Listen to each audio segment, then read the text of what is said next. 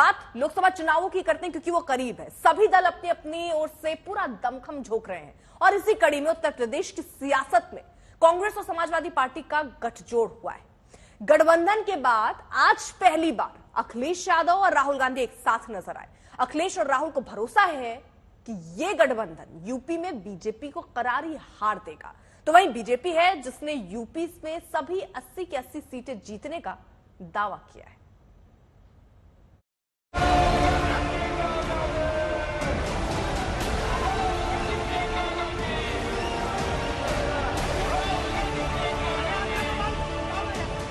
जिस तस्वीर का इंडिया गठबंधन को लंबे समय से इंतजार था, वो तस्वीर यूपी के आगरा में दिखाई।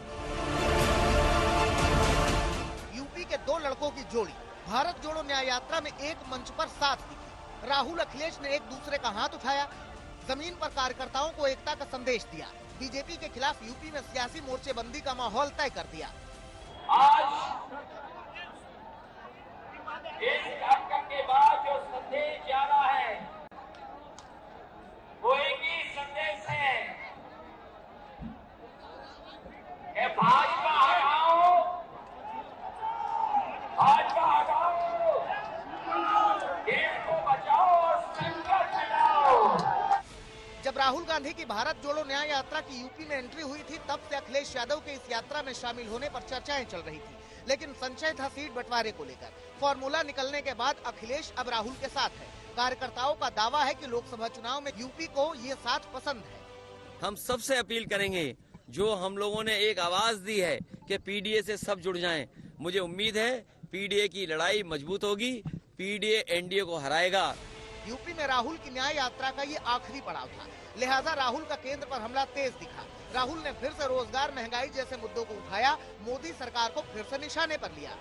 माइनॉरिटी के लोग हैं, आदिवासी लोग हैं, उनकी इस देश में भागीदारी है ही नहीं, और यही इंडिया गठबंधन का लक्ष्य है।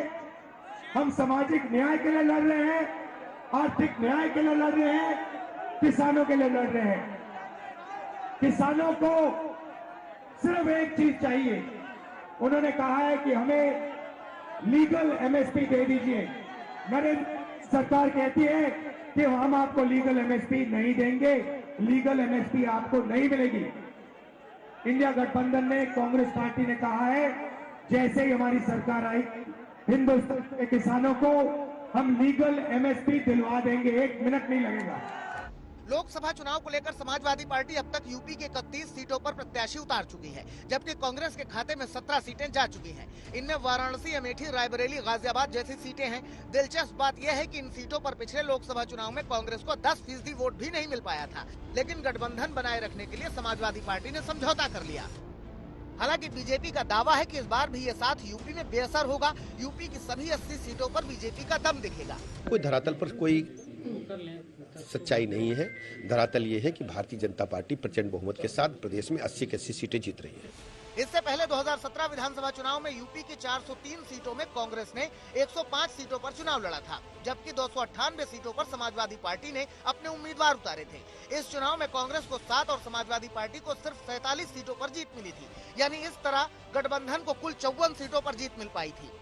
इसके बावजूद कांग्रेस को 2024 लोकसभा चुनाव में शानदार प्रदर्शन की उम्मीद है। मैं समझता हूं कि जो गठबंधन हुआ है, कुछ समय लगा है अंतिम रूप देने के लिए, पर यह गठबंधन मजबूत है। चंद्रशेखर आजाद भी मौजूद हैं, अपना दल भी मौजूद है इस गठबंधन में, और इंडिया गठबंधन को मजबूत करने के लिए समाजवादी पार्टी के कार्यकर्ता, कांग्रेस पार्टी के कार्यकर्ता एकजुट हैं। उधर बीजेपी यूपी की सभी 80 सीटों पर जीत के टारगेट के साथ आगे बढ़ रही है। राहुल अखिलेश की सियासी जोड़ी पर भी तंज कस रही है। हर चुनाव के दौरान साथ आते हैं और जब परिणाम नील बटा सन्नाटा आता है तो ये एक दूसरे को गाली देते हुए अलग हो जाते हैं। लेकिन ये लोग जानते नहीं, ये बनारस हो, यहाँ सब गुरु हो, यहाँ इंडी गठबंधन के पैंतरा ना चलिए। ये यूपी की सियासत है जो तय करती है कि दिल्ली में सत्ता के सिंहासन पर कौन बैठेगा। अब यूपी के दो लड़कों के साथ आने के बाद सूबे का सियासी संग्राम बढ़ेगा। आगरा से मौसमी सिंह के साथ आज तक ब्यूरो।